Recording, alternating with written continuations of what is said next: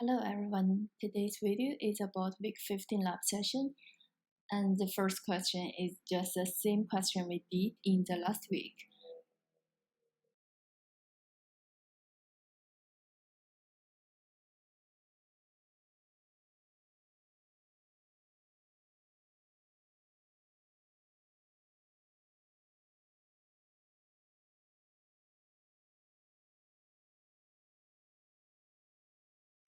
Question 2. It is also about multiple regression model. So first part asks you to input the intercept and the coefficients of the two independent variables. The results are shown in the table, so we just input that.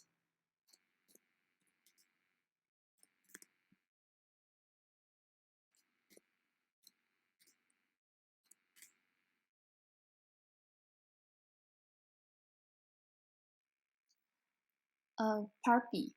When we interpret the meaning of the slopes B1 and B2, they can be interpreted individually, so D is false. And when we interpret one of them, we need to hold the other variable constant. And here we need to consider B1 and B2, both of them are positive, so we choose A here.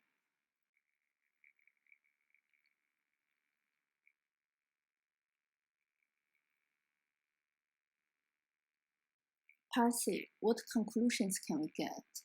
The capability and the impact properties, they are both independent variables. So here they cannot affect each other. They can only affect the durability, which is the dependent variable here. So we choose C because the dependent variables is affected by both of the independent variable.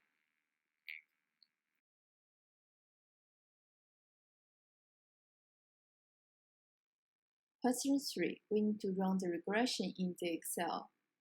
And we talked about how to do the regression last week. And here I will not record the pop-up window and will only show the results of the regression in the final step. We choose Y range is from A2 to A21 and X range is from B2 to C21. So we get the results.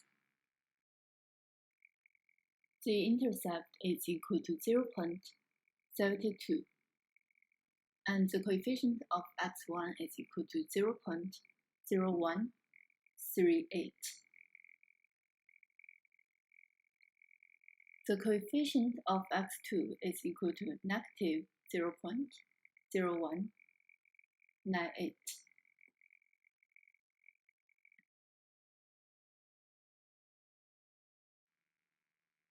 Part B. A is correct because when we consider to interpret one of the coefficients in the multiple regression, we need to hold other variables constant.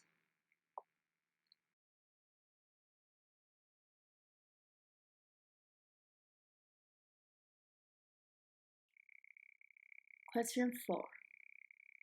First run the regression again.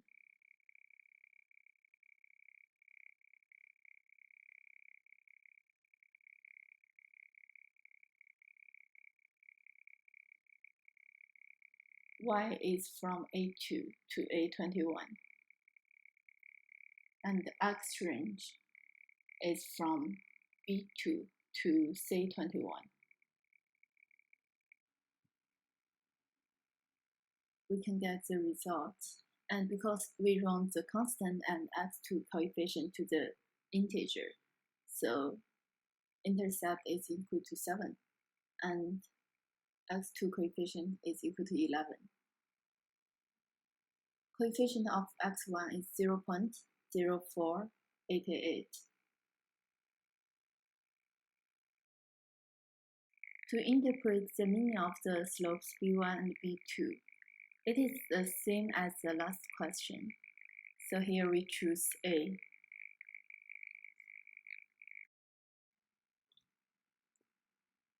In part C, we should choose D because B0 represents the Y value when x1 is equal to 0 and x2 is equal to 0. E. What conclusion can we get? The model uses both x1 and x2 to predict y, so A is correct.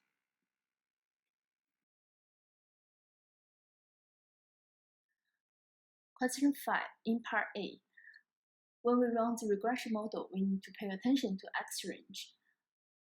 We have 3 variables in the data set, but we only use return on equity as X value, and the price to book value ratio is Y value. Then we get the result. The intercept is equal to 2.3163, and the coefficient of x1 is 0.0706. In part B, we only use x2. x2 is growth percentage. Then we rerun the regression model. Remember to change X range here.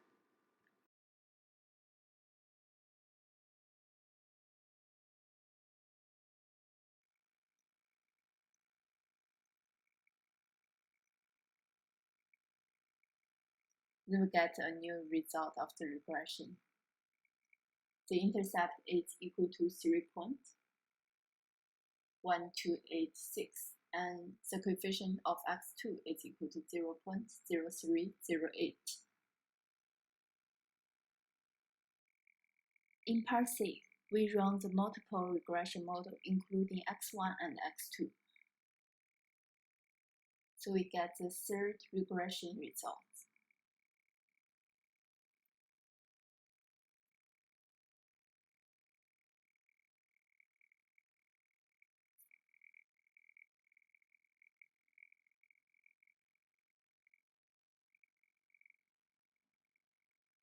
The intercept is equal to 1.9291, and the coefficient of x1 is equal to 0.0606.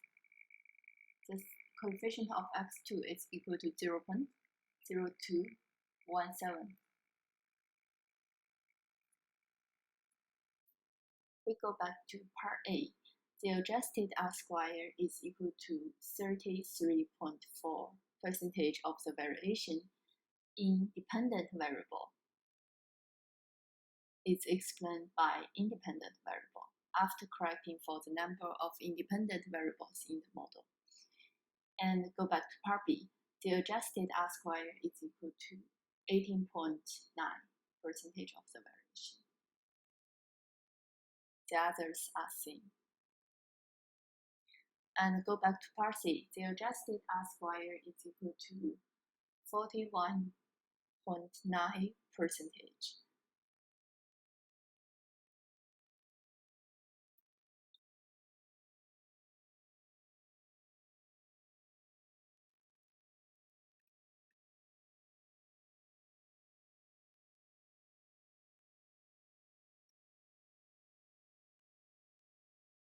Comparing the adjusted R-square, we know that part C, in part C, the adjusted R-square is the largest one. So the model from part C is the best predictor.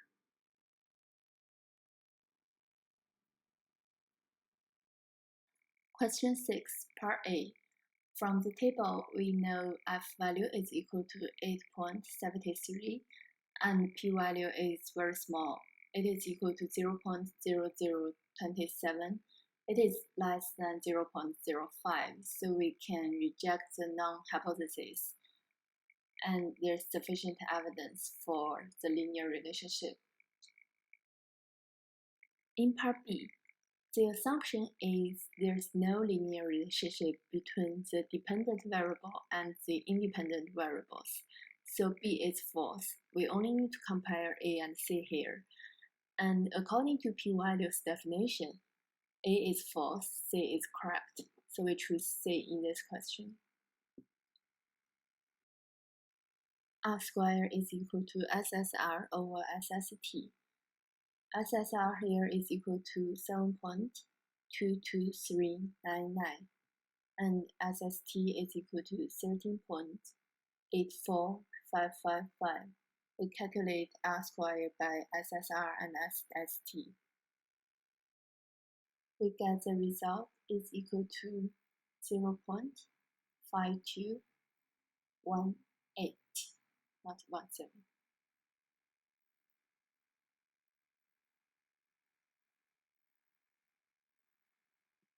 And we interpret it's 52.18% of the variation.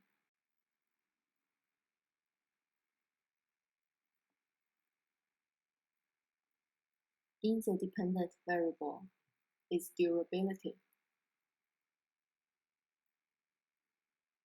Can be explained by the two independent variables.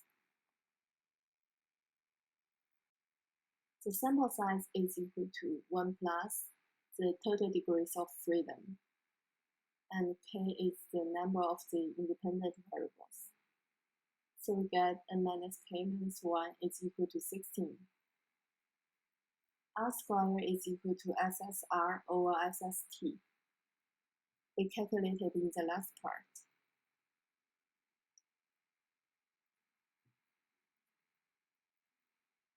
And we can see the adjusted R squared equation in the notes.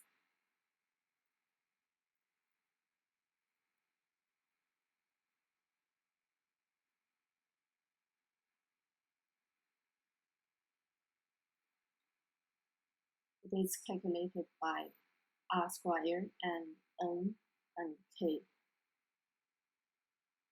So we get the result.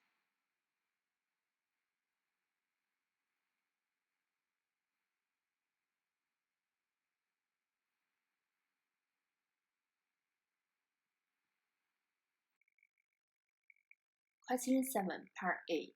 It asks you to test if the interaction term makes a significant contribution to this model. So x3 is equal to x1 times x2, and we need to know if the coefficient of x3 is equal to 0. So in Part A, we choose D.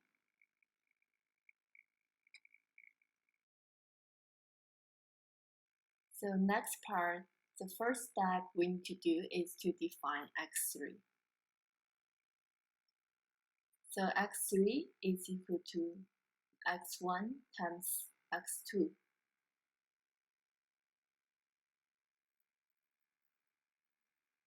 And we apply it.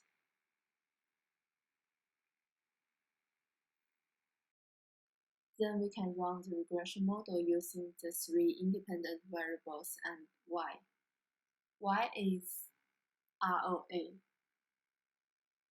the return on the assets.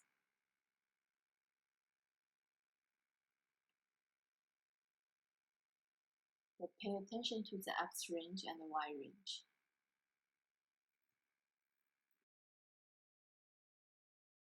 Then we get the regression results. The intercept is equal to 2.63, and the coefficient of x1 is negative 0.0328, and coefficient of x2 is negative 0.12. X3 coefficient is equal to 0.0025.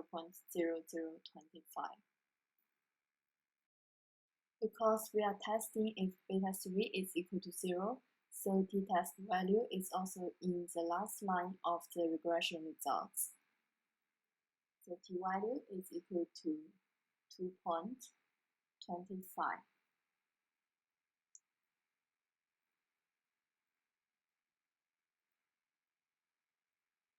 And p value is close to t value. It's equal to 0.025, 0.26. And we need to check if the p-value is less or larger than alpha, because alpha is equal to 0.05, so p-value is less than that, and we can reject each zero. In the last part, we know there's enough evidence to conclude the interaction term is significant. So we can see the new model with the interaction term is more appropriate. So we choose D. Question 8. This question is very similar with the last question. So just follow the same process. Calculate x3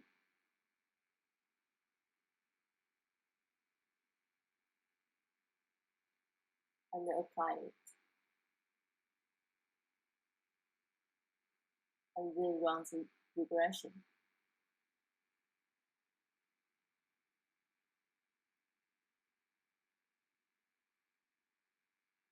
Check the x range and y range.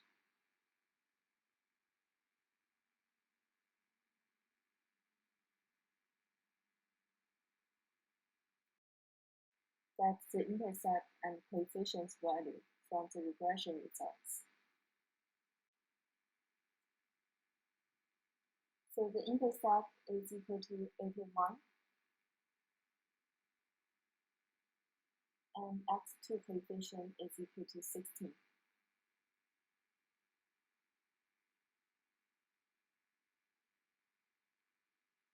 The coefficient of x1 is equal to 0.0037 and x3 is equal to 0.0044.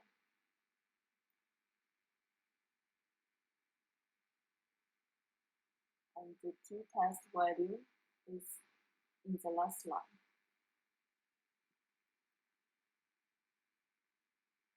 And p-value.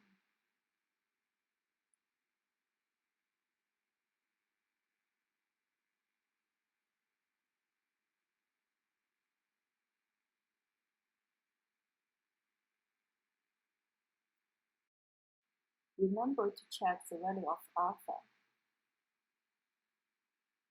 It is 0.05 in this question, and p-value is less than alpha.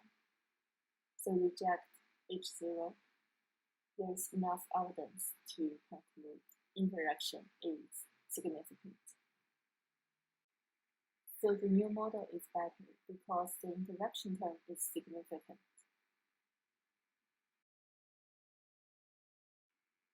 Question 9. It is another similar question as question 7 and 8. So we calculate x3 is equal to x1 times x2 and apply it.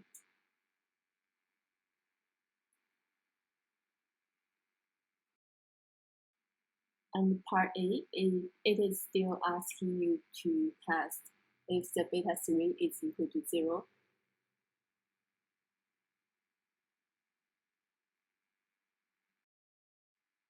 And p-value, it can be found in our regression results. We run the regression again.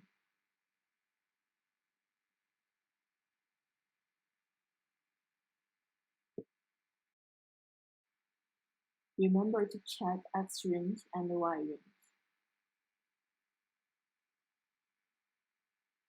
So we get the regression results.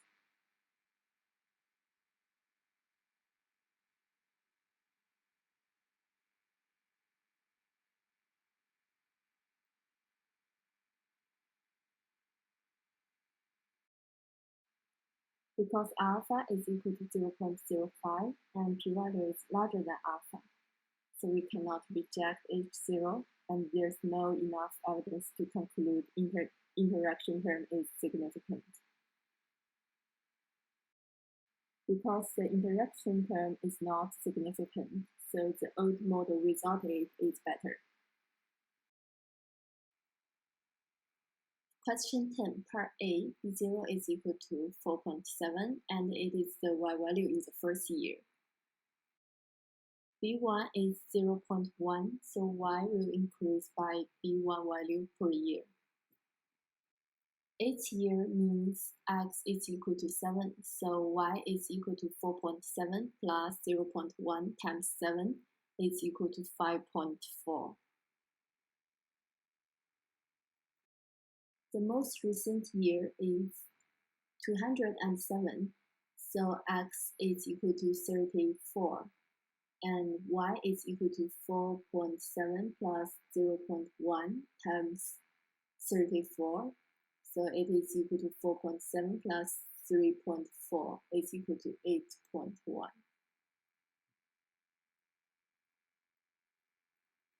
5 years after last value, so x increased by 5, so y increased by 0.1 times 5, 0.5. So y is equal to 8.6.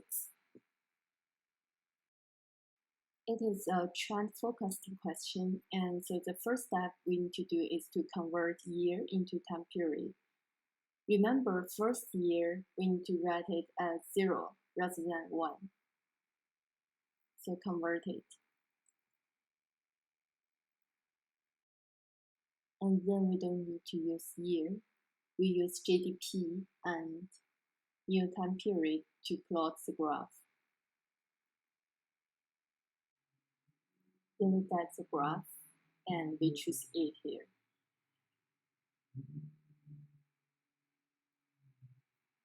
Then run the regression again. Still use new time period and GDP. But remember to check the X range and Y range.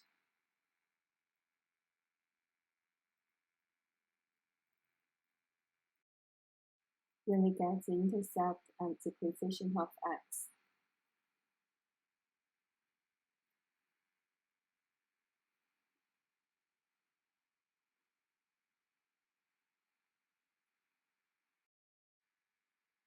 When X is equal to 0, Y is equal to the intercept, which is about 2000 here.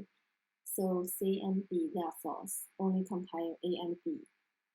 When X is equal to 10, Y is about 5000 but no more than 6000. So A is false. In this question, we choose B.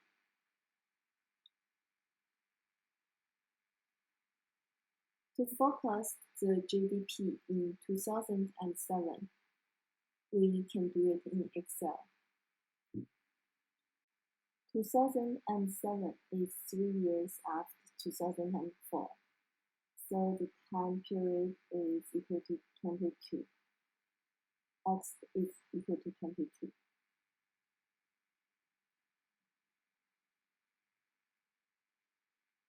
So we forecast this question. Then we get the result. To forecast GDP in 2008, X value is equal to 23. So we need to apply this function with the new variable. Here I made a mistake because I didn't use $sign in the previous function. Then when we drag it, the coefficient and intercept have been changed. So I reapply $sign in the function. And drag it again. And this is the correct answer.